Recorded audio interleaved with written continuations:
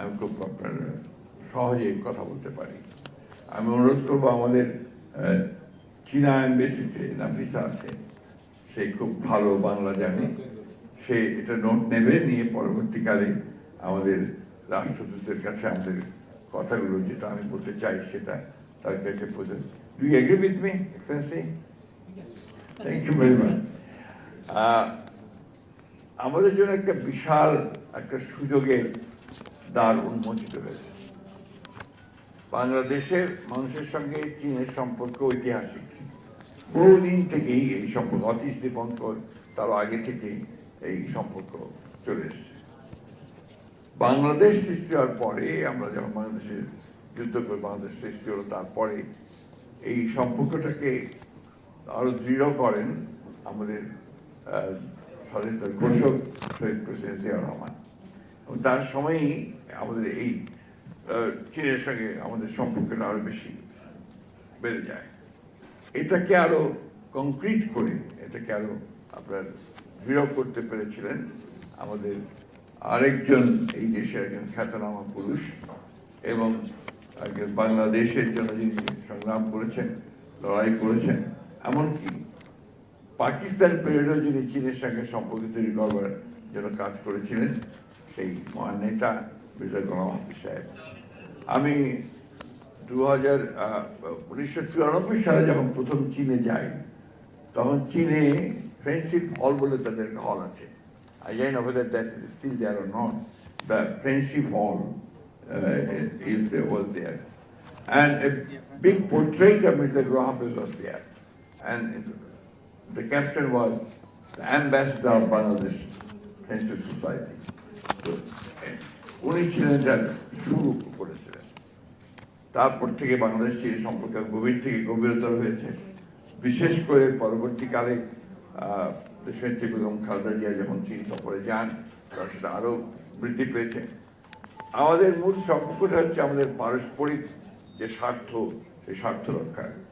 এই ব্যাপারে আমি খুব পরিষ্কার করে যেটা বুঝি সেটা হচ্ছে যে চীন এখন একটা বিশাল দেশ। চীনের অর্থনীতি একটা রোবাস্ট অর্থনীতি, অত্যন্ত বড় একটা অর্থনীতি। আমরা সেই তুলনায় অনেক ক্ষুদ্র। এবং চীন গত 50 বছরে যে পরিমাণ উন্নতি করেছে বিজ্ঞানে, তার প্রযুক্তিতে, এটা একটা অভাবনীয়, একটা ম্যাজিক্যাল একটা ডেভেলপমেন্ট হচ্ছে। এর লাভটুকু যদি আমরা নিতে পারি, তাহলে আমরা কিছুটা এগিয়ে যেতে পারি। আমাদের সঙ্গে এখন চীনের সম্পর্কটা দুই দিক থেকেই হচ্ছে, রাষ্ট্রীয় পর্যায়ে আছে, বেসরকারি পর্যায়েও আছে। চীনে আমি বেশ কয়েকবার গিয়েছি, এখন দেখছি রিসেন্টলি দেখছি যে আমাদের ছেলেরা তারা চীনে যাচ্ছে, চীনে পড়াশোনা করছে এবং সেখানেই তারা প্রযুক্তিগুলো নিয়ে কাজ করছে, ব্যবসা করছে। অনেক ছেলে এখন ভালো ব্যবসা করছে। আমাদের সামনে একজন বসে আছেন যিনি চীনে পড়াশোনা করেছেন চেং ইউনিভার্সিটিতে, পড়িয়েছেন এবং চীনের একজন সুন্দরী মহিলাকে বিয়ে করেছেন। ফলে হচ্ছে তার নতুন একটা সম্ভাবনা সৃষ্টি হয়েছে চীন বাংলাদেশ সম্পর্ককে আরেকটা উচ্চতর স্তরে নিয়ে যাওয়ার। আমরা যেটা লক্ষ্য করছি যে আমাদের ইয়াং ছেলেরা, আমাদের যুবকেরা, তারা চীনে যাচ্ছে, ব্যবসা করছে, চীনের প্রযুক্তি আনছে এবং এখানে তারা চীনের সঙ্গে বড় ব্যবসায়িক ক্ষেত্র তৈরি করেছে। আমাদের বাংলাদেশের প্রধানমন্ত্রী, আমাদের অত্যন্ত প্রিয় নেতা, ডাইনামিক নেতা, যিনি সম্পূর্ণ নতুন করে বাংলাদেশকে জগতের সামনে, বিশ্বের সামনে, আমাদের সামনে তুলে ধরার কাজ শুরু করেছেন, তারেক রহমান সাহেবের যে ভিজিট চায়নাতে, এই ভিজিট সেই সম্ভাবনাকে আরো বড় করে দিয়েছে। আমি এই ক্ষেত্রে অবশ্যই আমাদের চীনের অ্যাম্বাসেডর, রাষ্ট্রদূত, তার যে উদ্যোগ, তার যে আপনার ভূমিকা, এটাকে অবশ্যই অ্যাপ্রিসিয়েট করবো। আর definitely appreciate your endeavor and your effort for establishing this great relationship with Bangladesh and China. In fact, he is a very aggressive diplomat, I must say that. I remember after the 5th of August of 1925, is that 24, Most probably it was the 7th of August he met me. You remember that, sir? So that was the beginning of a new era of friendship between Bangladesh Nationalist Party and Chinese Communist Party. And আমি সত্য কথা বলতে চাই, চীনের communist পার্টির সঙ্গে আমাদের যোগাযোগ কিন্তু অনেক দিনের, দীর্ঘদিনের। BNP as a political party, আমরা চীনের কমিউনিস্ট পার্টির সঙ্গে আমাদের সম্পর্ক দীর্ঘদিনের। আমরা যখন বিরোধী দলে ছিলাম, যখন আপনার ফ্যাসিস্ট সরকার আমাদেরকে পিটাচ্ছিল, জেলে দিচ্ছিল, তখনও কিন্তু আমরা চীনের সঙ্গে সম্পর্ক রেখেছি, চীনের কমিউনিস্ট পার্টির সম্পর্ক রেখেছি। অ্যান্ড আই রিমেম্বার আমাকে আপনার দাওয়াত করা হলো, that was on the 2017, to attend a convention of all the political parties of the world. There were 116 political parties. Political parties were there from different, even the US Republican Party was also invited there. And President Xi Jinping, he in fact presided over the whole convention. I remember. ওই ডেলিগেশনে আমি ছিলাম, আমাদের আরেকজন প্রথিতযশা সাংবাদিক যিনি আমাদের মাঝে নেই, মাহফুজুল্লাহ, তিনি ছিলেন, এবং আজকের ল মিনিস্টার আসাদুজ্জামান ছিলেন। আমার মনে আছে ওই কনভেনশনে আমরা যখন ইন্টারন্যাশনাল কমিটিতে যাই, আপনার তা ডিজি ছিলেন, তার সঙ্গে দীর্ঘ আলোচনা আমাদের হয়েছিল। তখন থেকেই আমরা বুঝতে পারছিলাম যে চীন শুধু একটি দল নয়। যদি আমাদের সেই সময় একটা অভিযোগ ছিল চীন শুধু আওয়ামী লীগকেই দেখছে, আমাদেরকে দেখছে না, কিন্তু আমরা তখনই বুঝতে পেরেছিলাম যে চীন তার চতুর্দিকে সকলের সঙ্গে সম্পর্ক তৈরি করে চীনের যে বাণিজ্য, চীনের যে ব্যবসা, চীনের যে আপনার সামনের দিকে গিয়ে একেবারে শেখরে ওঠার যে যুদ্ধ, সেই যুদ্ধে তারা বাংলাদেশকে অবশ্যই তারা সঙ্গে রাখতে চায়, বাংলাদেশ জাতীয়তাবাদী দলকে তারা সঙ্গে নিতে চায়। আমি সব কথা বলতে চাই না, শুধু একটা বলতে চাই, আমরা সবসময় চেয়েছি চীনের সঙ্গে আমাদের সম্পর্ক আরো দৃঢ় করার জন্য, আমাদের স্বার্থে। কারণ আমরা চাই যে চীনের মধ্যে একটি শক্তি আমাদের পাশে থাকুক, অর্থনৈতিকভাবে থাকুক। স্বপন সাহেব বলেছে যে জিও পলিটিক্যাল ইন্টারেস্ট না, আমরা জিও পলিটিক্যাল ইন্টারেস্ট আছে আমাদের, অবশ্যই আছে। আমরা চীনের কাছে সেই জন্যে আমরা একটা সম্পর্ক তৈরি করতে চাই। একই সঙ্গে আমরা আমাদের পার্শ্ববর্তী দেশ ভারতের সঙ্গে সম্পর্ক তৈরি করতে চাই, একই সঙ্গে আমরা ইউরোপের সঙ্গে সম্পর্ক তৈরি করতে চাই, একই সঙ্গে আমরা যুক্তরাষ্ট্রের সঙ্গে সম্পর্ক তৈরি করতে চাই। কারণ আমাদেরকে ব্যবসা করতে হবে, আমাদেরকে আমাদের প্রযুক্তিগুলোকে তাদের কাছে নিয়ে আমাদের যে 20 কোটি মানুষের দেশ, যেখানে প্রায় 4 কোটি আমাদের যুবক যারা বেকার, তাদের কর্মসংস্থান সৃষ্টি করতে হলে চীনের প্রযুক্তি আমার লাগবে, চীনের সাহায্য আমার লাগবে, চীনের অর্থনৈতিক সহযোগিতা আমার প্রয়োজন হবে। এটা হচ্ছে বাস্তবতা। সেই বাস্তবতাকে সঙ্গে নিয়েই আমাদের প্রধানমন্ত্রী তারেক রহমান সাহেব এবার চীন ভিজিট করেছেন। সেই ভিজিটের মধ্য দিয়ে যে বিষয়গুলো চলে এসেছে, যেটার কথা কিছুক্ষণ আগেই সে বললেন, যে এখন যে পর্যায়ে যাচ্ছে সেই পর্যায়ে মনে হচ্ছে যে চীন আর বাংলাদেশ সম্পর্ক সর্বোচ্চ পর্যায়ে আছে। আমরা এটা বাস্তবায়ন দেখতে চাই। আমরা চাই যে চীন এখানে যে সমস্ত ক্ষেত্রগুলোতে চীনের প্রযুক্তি দরকার আছে, চীনের সেই জায়গাগুলোতে দ্রুত এগিয়ে আসবে। ইতিমধ্যে অনেক কাজ এগিয়েছে, তারা কাজ করছেন এবং সেই কাজগুলো দ্রুত এগোবে। আমরা যেটা বারবার তাদের কাছে গেছি, যতবার এর মধ্যে গেছি, আমরা কয়েকটা বিষয়ের উপর খুব গুরুত্ব আরোপ করেছি।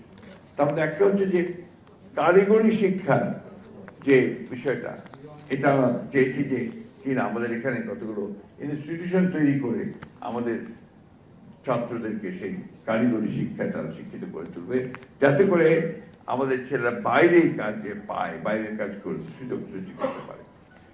প্রযুক্তিগুলো নিয়ে আসবে আমাদের, যেমন আপনার অ্যাগ্রো প্রসেসিং ইন্ডাস্ট্রিজ, এটা আনা দরকার। আমাদের তো একমাত্র আমরা গার্মেন্টসের দিকে আছি, কিন্তু গার্মেন্টস ছাড়াও আমাদেরকে এখন বাইরে যেতে হবে, আরও অন্যান্য ক্ষেত্রে আমাদেরকে ইনভেস্ট করতে হবে, ইনভেস্টমেন্ট করতে, কর্মসংস্থান সৃষ্টি করতে হবে। চীন সেক্ষেত্রে কাজ শুরু করেছে।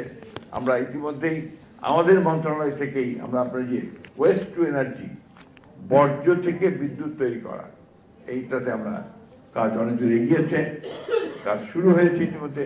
আমরা আশা করছি যে এই কাজটা আমরা অনেক দূর এগিয়ে নিতে পারবো। তাহলে হবে কি, আমাদের যে আমদানি নির্ভরতা অনেকটা কমে আসবে আমাদের এনার্জির ক্ষেত্রে। ঠিক একইভাবে আমরা আপনার যদি আমাদের রোড বিল্ড করার জন্য, রাস্তা তৈরি করার জন্য, বাড়িঘর তৈরি করার জন্য যে সমস্ত করতে পারি, তাদের টেকনোলজি সেটা আমাদেরকে আসবে। আমরা যদি সোলার এনার্জি তাদের কাছ থেকে আনতে পারি, গ্রিন এনার্জি যেটা আমরা বলছি, সেটাও আমাদের অনেক ক্ষেত্রে সহযোগিতা করবে। আমরা যথেষ্ট সুযোগ আছে, প্রতিটি ক্ষেত্রে সুযোগ আছে।